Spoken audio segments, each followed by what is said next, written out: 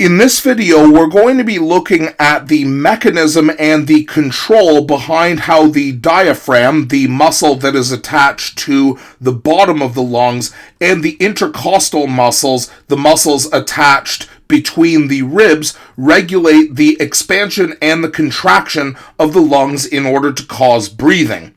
Now, when we take a look at how the brain regulates the process of inhalation and exhalation, as well as the muscle movements, it should be noted that we are focusing on when breathing happens involuntarily, meaning when we are not thinking about it. This is also what we call passive breathing. For example, even as I annotate this handout and even as I narrate this video, I am breathing whether I am aware of it or not, because if I wasn't, my cells would not be able to get enough oxygen and my body wouldn't be able to remove the carbon dioxide that is produced when my cells produce energy. Now, the section of the brain, which is actually found at the bottom of the brain, so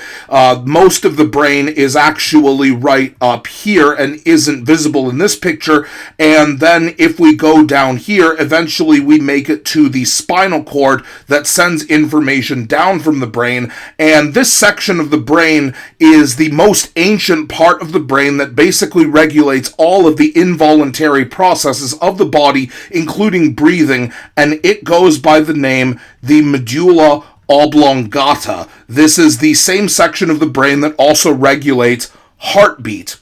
Now, most of the time, the diaphragm and the intercostal muscles can actually work completely independently of the brain. The brain, specifically the medulla oblongata, needs to step in when it needs to change the rate at which we breathe, and depending on whether it needs to speed up or slow down your breathing, this causes the medulla oblongata to trigger two different responses, one of which we are already familiar with, which is what we call the parasympathetic response, otherwise known as the rest and digest response. And generally, when we are resting, we need to breathe a lot less because a lot of our body is shutting down and taking a break, and therefore we need less oxygen, and therefore a parasympathetic response normally corresponds with a slowdown of the breathing. Now, the opposite of a parasympathetic response is what we call the sympathetic response, although most people refer to this as what we call the fight or flight response. And again, when you need to fight for your own survival or run in order to save your life, your muscles are going to be working in overdrive and therefore will require more oxygen, and therefore a sympathetic response corresponds to much faster breathing and much faster contraction and relaxation of the diaphragm and the intercostal muscles. So now that we've talked about which part of your brain is responsible, we can actually look at how the medulla oblongata interfaces with the muscle groups in the body that control the respiratory system. Now, the medulla oblongata actually has two distinct locations, each of which are responsible for inhalation and exhalation, respectively. And not surprisingly, if we remember from the first video in the respiratory system series, the process of inspiration is the scientific word for controlling inhaling. So what we call the inspiratory center of the medulla oblongata causes the diaphragm and the intercostal muscles to undergo contraction, and this is what causes inhalation. And again, we will look at this in more detail. Now, conversely, when controlling the process of exhaling, this is done via what we call the expiratory center of the medulla oblongata that does the opposite, or triggers the opposite in the diaphragm and the intercostal muscles, causing them to relax. And when we actually take a look at the muscle movements during inhalation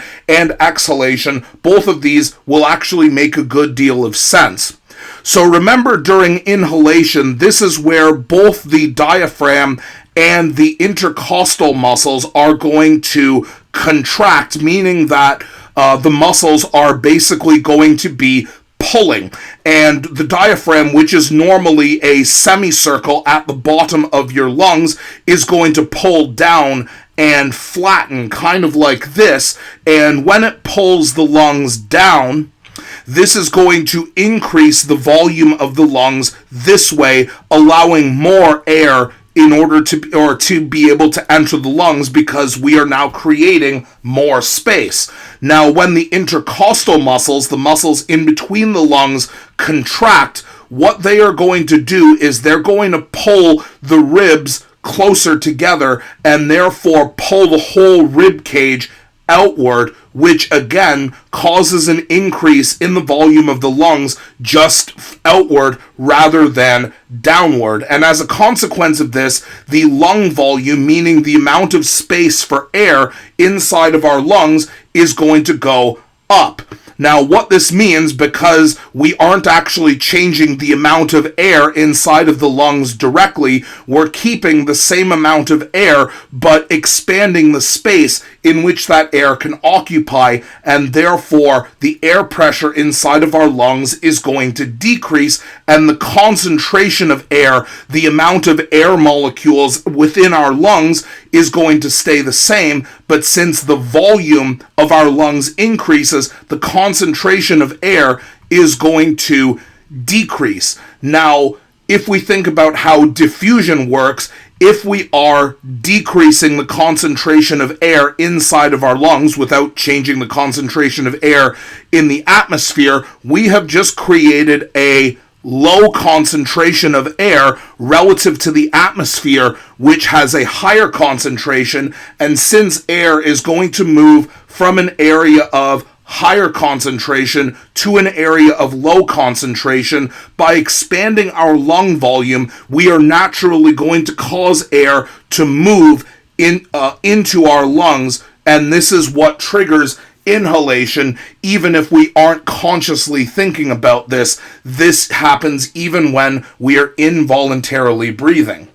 Now, of course, with exhalation, all of the motion is exactly opposite, where both the diaphragm and the intercostal muscles are going to relax, meaning that the diaphragm that was previously contracted all the way down here is going to relax, causing the lungs to be pushed upward, and therefore decreasing the amount of volume that exists in our lungs in terms of the up and down or Y direction here. When the intercostal muscles relax, this is going to bring the rib cage in closer to our body core, and therefore push the lungs inward like this, once again decreasing the outward and inward volume like this. Now, because the lung volume is going to decrease, this means that because we're taking all of the air inside of the lungs, and because we're compressing that, because we're actually making the volume inside of the lungs smaller, this means that the air inside of our lungs is under a higher pressure, and because we have decreased lung volume without actually changing the amount of molecules of air, this means that the concentration of air in our lungs is going to increase. And now inside of our lungs is the high concentration of air side, and the atmosphere is going to be conversely lower. And since air moves via the principles of diffusion from high concentration to low concentration, the contraction of the muscles that control our lungs is going to force the air inside of our lungs to move out of the lungs and into the atmosphere like this. And this type of muscle contraction and muscle relaxation, resulting in changes in the concentration of air in your lungs, happens every single time you inhale and exhale constantly.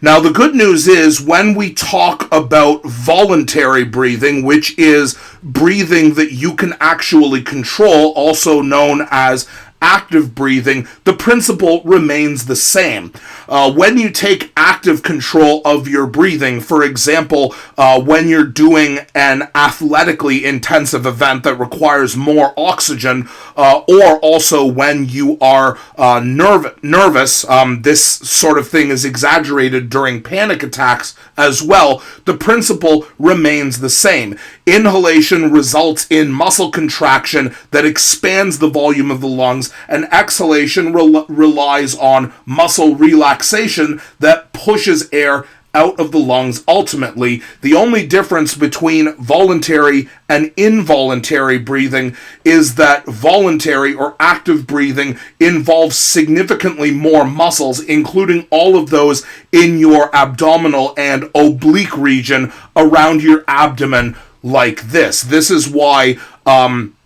most athletics coaches will advise athletes always breathe from your core down here, because the abdominal and oblique muscles will exaggerate the effects that the diaphragm and the intercostal muscles do, and that's what differentiates voluntary or active breathing from involuntary or passive breathing.